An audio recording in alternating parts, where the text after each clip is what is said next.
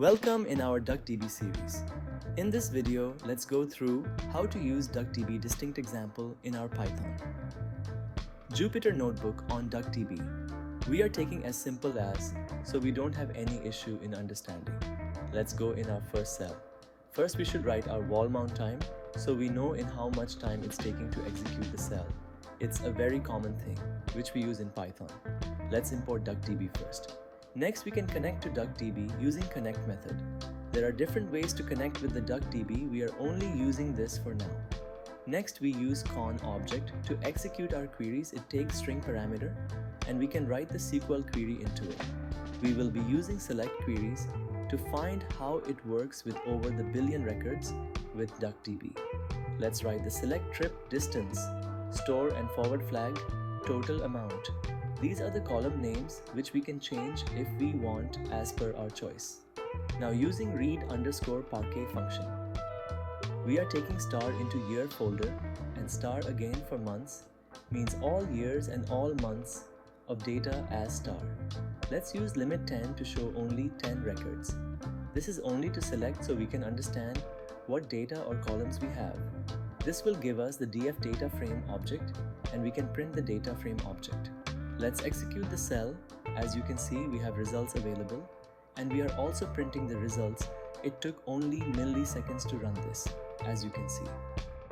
We are using simple Mac M3 with 16 GB laptop. Let's go in our next cell. Here we want to check the distinct function. Let's import DuckDB first. Next, we can connect to DuckDB using connect method. There are different ways to connect with the DuckDB. We are only using this for now. Next, we use con object to execute our queries. It takes string parameter as select distinct function on trip distance. Now using read underscore parquet function, we are taking star into year folder and star again for months, means all years and all months of data. This will give us the df data frame object and we can print the data frame object. Let's execute the cell. As you can see, we have results available and we are also printing the results.